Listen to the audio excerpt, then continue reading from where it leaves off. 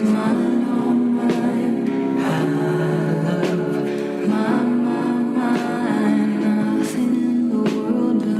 Hello everyone, সবাই কেমন আছো? আশা করছি সকলে বেশ ভালোই আছো, আর এদিকে আমিও বেশ ভালোই আছি। তো আজকে সকাল সকাল উঠে পড়েছিলাম, তারপর বেশ কিছুক্ষণ একটু কাজ ছিল আমার, তো কাজগুলো সেরে আমি একদম ভিডিও তোমাদের সাথে ওই 8টার দিকে শুরু করেছি। তো সেখান থেকেই তোমরা দেখতে থাকো ভিডিওটা। তারপর এদিকে হচ্ছে কি 8টার সময় আমি উঠে প্রথমে বিছানা তুলে নিয়েছি, তারপর কিছু জামা কাপড় ছিল সেগুলোও ভাঁজ করে নিলাম। তারপর সোজা এখানে চলে এসেছি। আজকে আমাদের বাড়িতে একটা পুচকুর মামা ভাত আছে, তো সেজন্য এখানে সবজি কাটার জন্য চলে এসেছি কাটতে।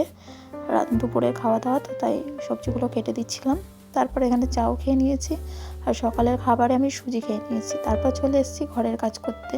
তো ঘরের কাজ তো করতেই হবে, আর বিয়ের আগে যখন আমাদের বাড়িতে যাই হোক ছোটো মোটো যাই অনুষ্ঠান হতো, তখন তো অনুষ্ঠানের দিকেই থাকতাম, কারণ তখন আমার অত চাপ ছিল না, আরও সেরকম কাজ করতেও হতো না। তারপর এদিকে ঘর বারান্দা ঝাড় দিয়ে মুছে নিয়েছি, আর কিছু বাসন ছিল সেগুলোও ধুয়ে নিয়েছি, সেটা আর তোমাদের সাথে শেয়ার করিনি। আর কিছু জামা কাপড় ছিল যেগুলো শুকায়নি, সেগুলো মেলে দিয়েছিলাম, তো ওগুলো শুকিয়ে গেছে, পর ভাঁজ করে দিয়েছি। আর এদিকে হচ্ছে যেই জামা কাপড়গুলো কাচা ছিল কেচে মেলে দিয়েছিলাম। তো তারপর এদিকে একদম আমি স্নান টান করে পুজো দিয়ে নিয়েছি। আর এখানে প্রথমে একটা শাড়ি পরেছিলাম, যেহেতু বাড়ির মধ্যে অনুষ্ঠান, তো ও বলছে চেঞ্জ করতে, শাড়িটা নাকি ভালো না, কিন্তু শাড়িটা একদমই নতুন, তো সুতির শাড়ি বলে চেঞ্জ করালো। তারপরে এই গোলাপি কালারের শাড়িটা পরেছি, তো সেটা আর তোমাদের সাথে শেয়ার করলাম না ঠিকঠাক। তারপর এদিকে চলে গেছি পুচকুর মামা ভাতের অনুষ্ঠানে। তো আমি আর আমার হাজবেন্ড মানে তোমাদের দাদাভাই গেছিলাম। তো প্রথম কথা মানে আমার ছোটো দেওর আছে একটা, তো সে খাওয়াতো, ওর নিজের মামা হয় আর কি।